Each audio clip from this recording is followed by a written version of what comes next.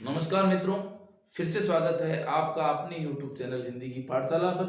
मैं डॉक्टर धनेश आपका हार्दिक स्वागत अभिनंदन करता हूं। आज के सेशन में हम प्रमुख रूप से पढ़ रहे थे हिंदी साहित्य का इतिहास, और हिंदी साहित्य के इतिहास में हमने उसकी हिंदी साहित्य इतिहास लेखन की पद्धतियां और प्रमुख रूप से जो प्रथम 5 इतिहास लेखक और उनके लेखन साहित्य या जो भी उन्होंने इतिहास ग्रंथ लिखे उनकी हम विस्तृत रूप से चर्चा कर चुके हैं।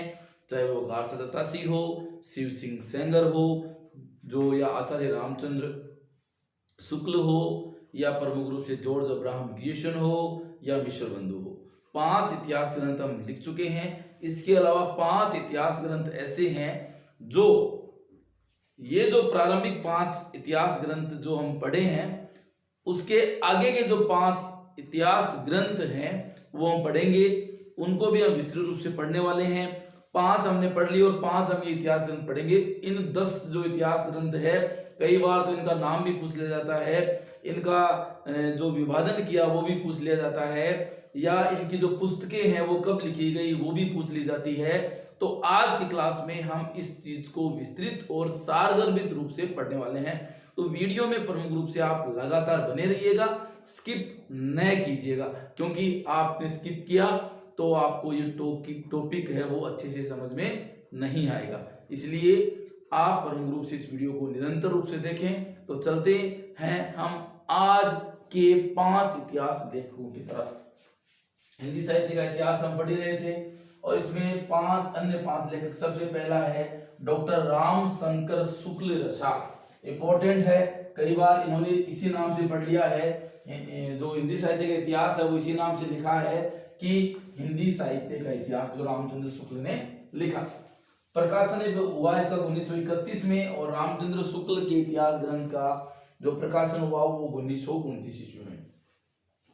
3 भाग किए, हर भाग का 2-2 नाम दिए, हर भाग को प्रत्येक के 2-2 भाग कर दिए।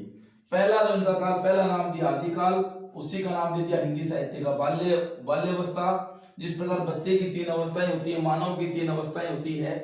सबसे पहले वो बच्चा होता है, उसके बाद वो किशोर बन जाता है, इसके बाद वो युवा हो जाता है, ये यौवनावस्था में आ जाता है। उसी प्रकार इन्होंने हिंदी साहित्य के इतिहास को रखने का प्रयास किया है।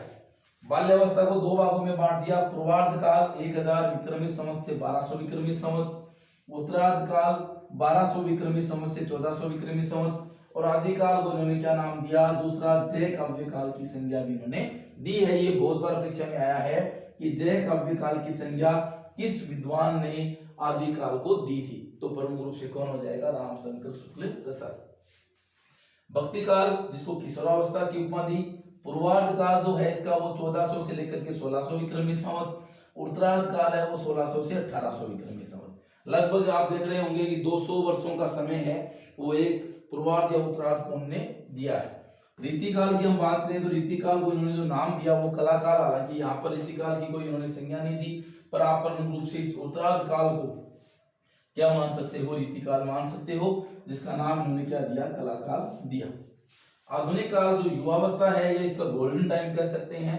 परिवर्तन काल नाम दे दिया पहला 1800 से लेकर के 1900 विक्रमी संवत तक। वर्तमान काल का नाम दे दिया 1900 से लेकर के अब तक।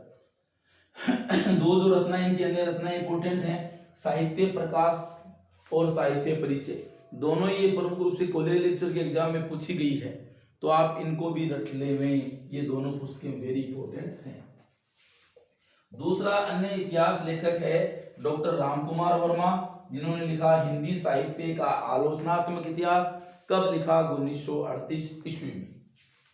ध्यान देंगे, इन्होंने पहला काल 4 कालों में विभाजन किया।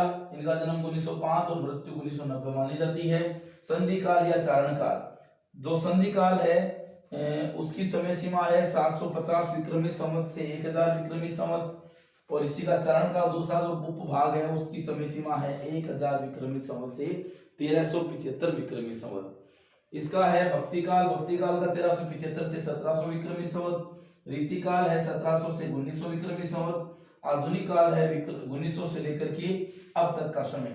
और प्रमुख रूप से इन्होंने आचार्य रामचंद्र शुक्ल है उसी का पृष्ठ पोषण है वो किया है, या आप मान सकते हो कि इन्होंने आचार्य रामचंद्र शुक्ल ने जो विभाजन किया उसका अनुसरण करते हुए अपना इतिहास विभाजन है वो दिया है। इसके बारे में कुछ और बातें हम लिखेंगे।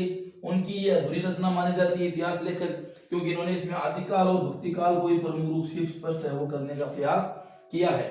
जो ज्ञानाश्रयी शाखा है जो शुक्ल ने दी, यानी कि उसको इन्होंने नाम दे दिया संत काव्य, और प्रेमाश्रयी को दे दिया सूफी काव्य। और इन्होंने इतिहास ग्रंथ को अपना प्रारंभ कर दिया 750 विक्रमी संवत, या माने लगभग 700 ईस्वी के आसपास इन्होंने आदिकाल को मान दिया है, परंतु वो कौन था? अपभ्रंश काल था वो काल, और इसलिए इन्होंने क्या माना? स्वयंभू को प्रथम जो कवि है वो हिंदी साहित्य का स्वीकार किया है। एकांकी के जनक भी इनको माना जाता है, एकांकी सम्राट भी इनको माना जाता है कि इन्होंने एकांकी के क्षेत्र में अपना महत्वपूर्ण योगदान है वो हिंदी साहित्य को दिया है। और साथ ही साथ ये छायावाद के विशेष इनका योगदान रहा है। छायावाद के लघुत्रयी के जो 3 कवि हैं, क्योंकि वृत्त्रयी जो है उसमें 3 जो बड़े कवि हैं जो प्रमुख रूप से निराला हैं, पंत हैं और प्रमुख रूप से जयशंकर प्रसाद हैं। इसके अलावा बात करें लघुत्रयी की, तो लघुत्रयी में प्रमुख रूप से कौन आ जाएगा? महादेवी वर्मा, राम कुमार वर्मा और भगवती चरण वर्मा। तीनों ही वर्मा हैं, भगवती चरण वर्मा, राम कुमार वर्मा और महादेवी वर्मा। ये प्रमुख रूप से लघुत्रयी छायावाद के प्रमुख रूप से कवि माने जाते हैं। इनकी अन्य जो एकांकी रचनाएं हैं वो देखें तो अंजलि, अभिशाप, जौहर, दीपदान, रेशमिटाई, पृथ्वीराज की आंखें, कौमुदी महोत्सव, निशित, और इनका वेरी इंपॉर्टेंट जो प्रमुख रूप से एकांकी है वो बादल की मृत्यु माना जाता है। अब बात करें हम प्रमुख रूप से तीसरा इतिहास ग्रंथ जो किसने लिखा? आचार्य हजारी प्रसाद द्विवेदी ने। इन्होंने प्रमुख रूप से वैसे तो क्या किया 3 पुस्तकें वो लिखी। हिंदी साहित्य की भूमिका 1940 में, हिंदी साहित्य का आदिकाल 1952 में, हिंदी साहित्य का उद्भव व विकास 1952 ईस्वी में। इन पुस्तकों में इन्होंने जो आदिकाल के साथ साथ जो अन्य काल है उनका भी वर्णन है वो किया है। आदिकाल 4 भागों में इन्होंने विभाजन किया हिंदी साहित्य के इतिहास का। आदिकाल की समय सीमा 1000 से 1400 विक्रमी संवत, भक्ति काल की 1400 लेकर के 1600 विक्रमी संवत, रीति काल की है 1600 लेकर के 1800 विक्रमी संवत, आधुनिक काल की समय सीमा है 1800 से लेकर के अब तक। प्रमुख रूप से आचार्य रामचंद्र शुक्ल के ये प्रमुख आलोचक है वो माने जाते हैं। इन्होंने सटीक प्रमाणों से जो रामचंद्र शुक्ल की अवधारणाएं हैं उनका खंडन करने का प्रयास किया। मैं या यूं कहूं कि आचार्य रामचंद्र शुक्ल को मात देने वाले या उनकी मान्यताओं को खंडन करने वाले, उनकी अवधारणाओं को खंडित करने वाले किससे? केवल प्रमाण सहित जो वर्णन देकर के इन्होंने इनकी मान्यताओं को, शुक्ल की मान्यताओं को खंडन वो किया, इसीलिए इनको इसका सबसे बड़ा आलोचक माना जाता है। आदिकाल जो नाम दिया, जो क्योंकि रामचंद्र शुक्ल ने तो वीरगाथा का नाम दे दिया था, आदिकाल नाम इन्होंने स्वीकार किया। जो हिंदी के लगभग सभी जो कवि हैं वो प्रमुख रूप से क्या मानते हैं? इस चीज को स्वीकार है वो करते हैं। इसलिए इन्होंने क्या किया? हिंदी साहित्य के आदिकाल को अत्यधिक विरोधों और व्याघातों का युग कहा है। कि अत्यधिक विरोध किसका हुआ? आदिकाल का हुआ। व्याघात किस पर सहन करने पड़े? आदिकाल को सहन है वो करने पड़े। 1962 ईस्वी में बंग साहित्य अकादमी द्वारा इनको टैगोर सम्मान दिया गया। इसके अलावा बात करें तो अब्दुल रहमान को इन्होंने प्रथम कवि स्वीकार किया है। 1973 ईस्वी में इनको साहित्य अकादमी पुरस्कार मिला था। और किस रचना पे मिला? आलोक पर्व रचना पे इनको मिला। भारत सरकार द्वारा इनको पद्म भूषण से सम्मानित है वो किया गया है। इन्होंने अब्दुल रहमान को हिंदी का पहला कवि माना है। प्रसिद्ध इनका जो कथन है, भारत का लोकनायक वही हो सकता है जो समन्वय कर सके।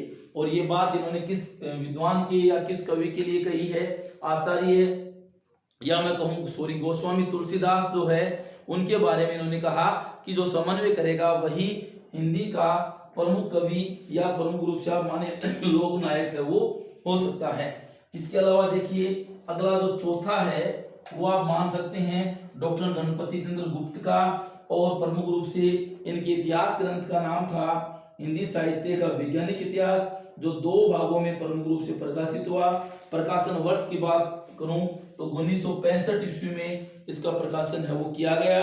इन्होंने प्रमुख रूप से हिंदी साहित्य के इतिहास को 4 कालों में विभाजित कर दिया, जो हम प्रमुख रूप से देखेंगे।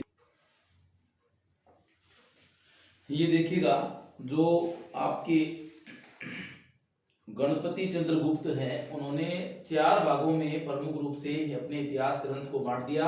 प्रारंभिक काल, जिसको शून्यकाल नाम भी दिया, 1184 ईस्वी से 1350 ईस्वी। दूसरा है पूर्व मध्यकाल, जिसको समय दिया 1350 से 1600 ईस्वी। इसके बाद है उत्तर मध्यकाल, जिसको समय दिया 16 से 1857 ईस्वी। आधुनिक काल को समय दिया 1857 से अब तक। इन्होंने मध्यकालीन साहित्य को निम्नानुसार 3 श्रेणियों में विभाजित वो कर दिया है: धर्माश्रित काव्य, राज्याश्रित काव्य और लोकाश्रित काव्य। इन्होंने जैन कवि शालिभद्र सूरि को हिंदी का पहला कवि भी स्वीकार किया है, क्योंकि सभी विद्वानों ने अपने अनुसार अलग अलग पहला कवि है वो स्वीकार किया है। तो इनके अनुसार कौन सा है? शालिभद्र सूरि। बात करें जन्म के आधार पर, ये शेखावटी राजस्थान से संबंधित प्रसिद्ध इतिहासकार माने जाते हैं। इनका जन्म स्थान है मंडा, जो खाटू श्याम जी, जो सीकर जिले में राजस्थान में है, और 1928 ईस्वी में हुआ था। हिंदी काव्य में श्रृंगार परंपरा एवं महाकवि बिहारी विषय पर इनको पीएचडी की उपाधि प्राप्त हुई है। साहित्य विज्ञान साहित्य का वैज्ञानिक विवेचन विषय पर इनको डीलिट की उपाधि भी प्राप्त हुई है। अब 5वें जो इतिहास ग्रंथकार है या इतिहास लेखककार है वो है डॉक्टर नगेंद्र, जिनका है हिंदी साहित्य का इतिहास। कब लिखा? 1973 ईस्वी में। और वैसे मैं कहूँ कि आधुनिक काल का जो विभाजन किया प्रमुख रूप से डॉक्टर नगेंद्र का ही माना जाता है, और डॉक्टर नगेंद्र भी इतिहास लेखन में अपनी महत्वपूर्ण भूमिका निभाते हैं। इन्होंने प्रमुख रूप से 4 ही भाग दिए वैसे तो: आदिकाल, भक्तिकाल, नीतिकाल और आधुनिक काल। आदिकाल की समय सीमा 7वीं से 14वीं शताब्दी यानी कि 650 ईस्वी से 1350 ईस्वी। भक्ति काल की समय सीमा बताई 14वीं शताब्दी से 7वीं शताब्दी यानी 1350 से लेकर के 1650 ईस्वी। उसके बाद रीतिकाल है 17वीं शताब्दी से 19वीं शताब्दी यानी 1650 ईस्वी से लेकर के 1857 ईस्वी तक इन्होंने माना। आधुनिक काल इन्होंने माना 19वीं से लेकर के अब तक यानी कि 1857 से अब तक। इन्होंने आधुनिक काल का भी फिर वापस विभाजन कर दिया है। पुनर्जागरण काल 1857 से 1900 ईस्वी, जागरण सुधार काल 1900 से 1918 ईस्वी, छायावाद 1918 से 1938 ईस्वी, और उसके बाद छायावादोत्तर काल 1938 से अब तक। और जो छायावादोत्तर काल है उसके बाद इन्होंने 2 भाग और बना दिए हैं: प्रगति प्रयोगवाद और नवलेखक काल। प्रगति प्रयोग काल का समय से बताया 1938 से 1953, और 1953 से अब तक का इन्होंने जो समय दिया वो है नवलेखक काल का या नवलेखन काल का। इन्होंने प्रमुख रूप से रीति काव्य की भूमिका और महाकवि देव विषय पर इनको 1948 ईस्वी में पीएचडी की उपाधि इन्होंने प्राप्त की है। जिन्होंने देव और बिहारी के बीच में इन्होंने महाकवि देव विषय पर इनको 1948 में पीएचडी की उपाधि है वो प्राप्ति हो गई थी। डॉक्टर नगेंद्र का नाम भी प्रमुख रूप से हिंदी इतिहास ग्रंथों में अपनी महत्वपूर्ण भूमिका है वो अदा करता है। और कल जो हम सर्वमान्यता के अनुसार अगली क्लास में सर्वमान्यता के अनुसार किस इतिहास ग्रंथ को सर्वमान्य मानेंगे या सभी का सामूहिक रूप से हम मानेंगे कि सभी विद्वानों ने, सभी जो आलोचक हैं उन्होंने इस इतिहास ग्रंथ की समय सीमा को और इस नाम को प्रमुख रूप से महत्वपूर्ण माना या मान्यता दी है, उसको भी आगे की कक्षा में देखेंगे। आज तक हमने प्रमुख रूप से इतिहास ग्रंथ की लेखन पद्धतियां, 5 मुख्य इतिहास लेखक और अन्य 5 इतिहास लेखकों का हमने प्रमुख रूप से विवरण है वो मैंने प्रस्तुत करने का प्रयास किया है, पढ़ा है हम लोगों ने, तो निश्चित रूप से आपको समझ में भी आया होगा। और प्रमुख रूप से यदि आपने अभी तक अब चैनल को सब्सक्राइब नहीं किया है तो प्लीज़ आप सब्सक्राइब कर लें। वीडियो पसंद आए तो लाइक करें, अपने दोस्तों के साथ शेयर करें, और यदि कुछ भी आपके डाउट हैं तो कमेंट बॉक्स में जाकर के आप कमेंट करें। मिलते हैं नेक्स्ट वीडियो में, तब तक के लिए धन्यवाद।